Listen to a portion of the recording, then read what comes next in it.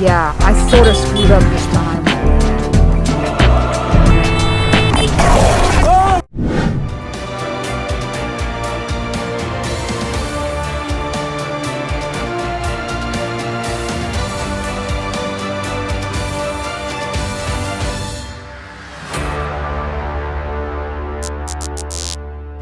Welcome to the channel. This is part 2 of my Yaounde series. In the last episode, I did my first long distance ride. Make sure to check that one out because it was a wild one. Now I am in the city of Yaounde, trying to get to my guest house, and let's just say things definitely go down from here.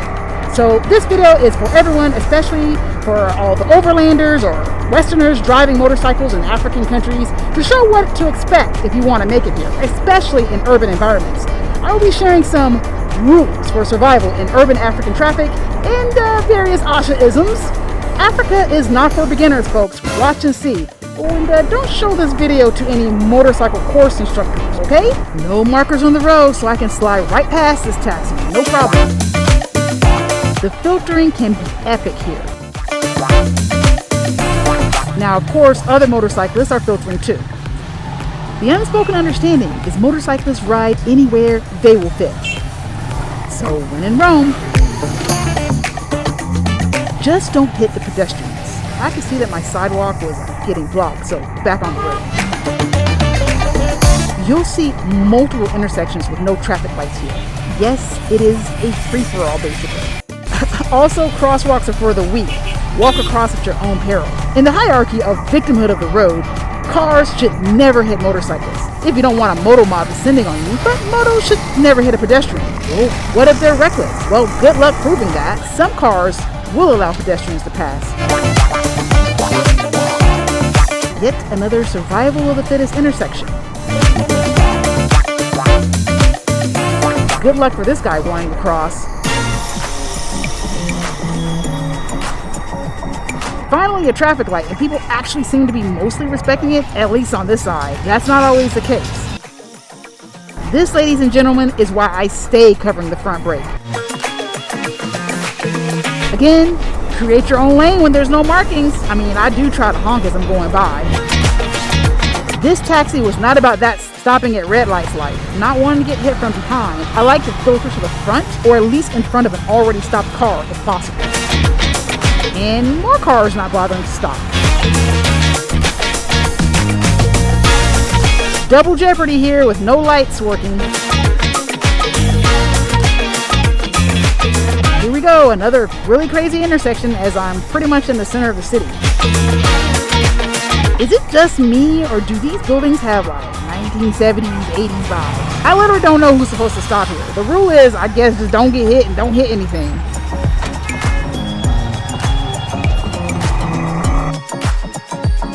Everything seems to be going okay so far, except I have to stop a bunch to look at my phone since I don't have a mounted GPS. I'm not really sure what was happening here. This car just flashes his lights like I'm coming through, y'all. See me, right?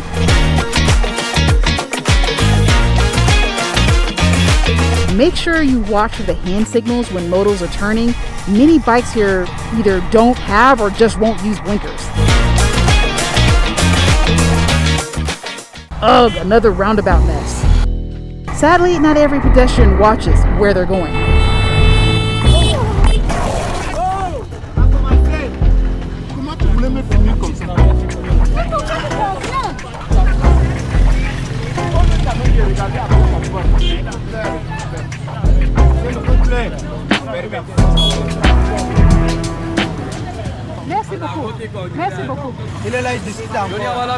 Ready to go on, right?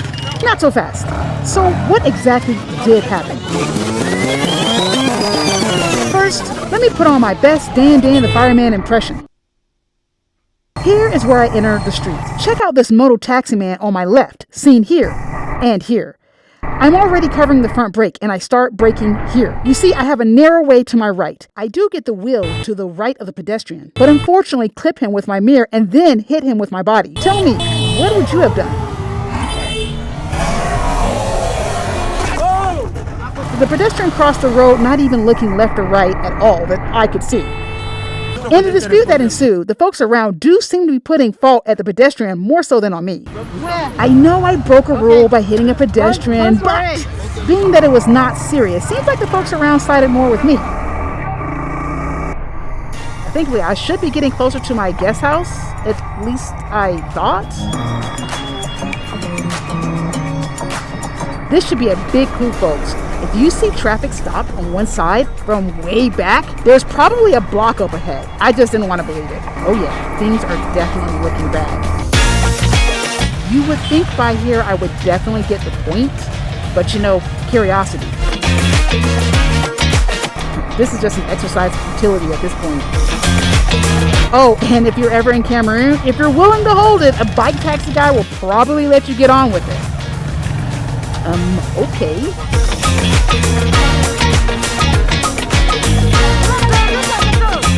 Yeah, no idea what happened there, but the guy at least looks okay.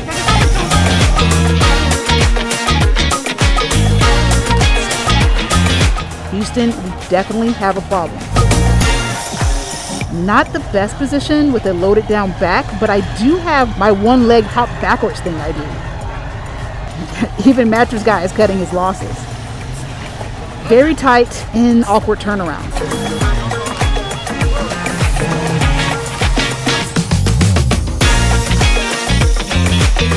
I guess these little cars can work wonders turning around.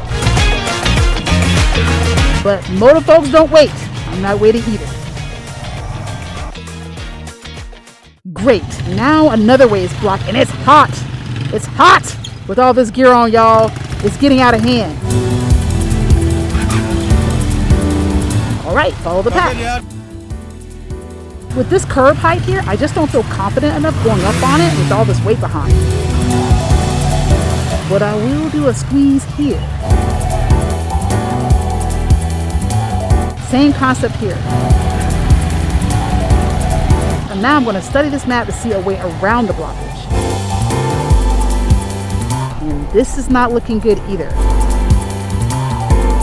I kept asking why the road was blocked. One guy told me to just go ahead and try like they're letting some people here, but it was clearly blocked. And others tried to explain why, but I couldn't understand, so I just turned around. Sadly, I just keep turning around the town again and again. After hours of riding, I was thinking I didn't have much longer to get to the guest house, only to have my hopes dashed again and again. Oh, did I say I was hot? Because I was hot. Exerting a lot of energy for slow speed stuff didn't help. If you need to do a U-turn, squeeze through a couple of cars. Look first, and then go for it. I'm still desperate to find a way around in the city. I really don't know the city well, and especially that it's blocked off now. Ride in the gutter if you have to. It's a lot easier to force your way through cars if the motos cross in a path. Make sure to watch out for the other motos zipping across though. I seem to have had a breakthrough here. Oh, and another thing is always watch out for random vehicles driving at you head on. I kid you not. Folks get impatient and smaller vehicles always move aside for the larger ones, even if it is off the road itself. Try not to hit the pedestrians in the process, or the other motorcyclists who will inevitably follow the car by doing the same thing. Yeah, this is too risky to try to squeeze between, since the other moto was already in the pocket. Thankfully, there is a nice parking area to ride on to avoid head-on traffic.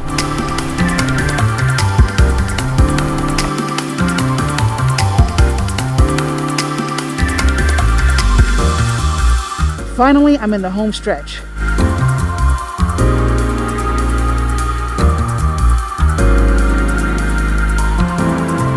Third total gas station stop for the day. I am so tired and thirsty. All right now, the last minutes of the battle. As I showed earlier, going into the oncoming lane is classic bike rider behavior here. Yeah, it's risky, but common. We really need to be scanning far ahead though to see if the coast is clear and be able to quickly get back over. Yeah, I sort of screwed up this time with this one, but being a motorcycle rider has its perks, like being narrow. Most drivers here seem to have a high spatial awareness of their vehicles, almost down to the millimeter, usually. Again, take advantage of fitting in small spaces. Don't hit the pedestrians. sometimes your side escapes get thwarted. The American mind cannot comprehend. The way motorcyclists be making their own lanes here is like an art form. Oh, and for the reason for all those roadblocks around the city, I had no idea, but the Chantal Bia Grand Prix was taking place in Yaounde. Finally here, finally. Around 8 to 8.5 hours later, y'all. Woo! Until next time, please stay safe and keep the rubber side down.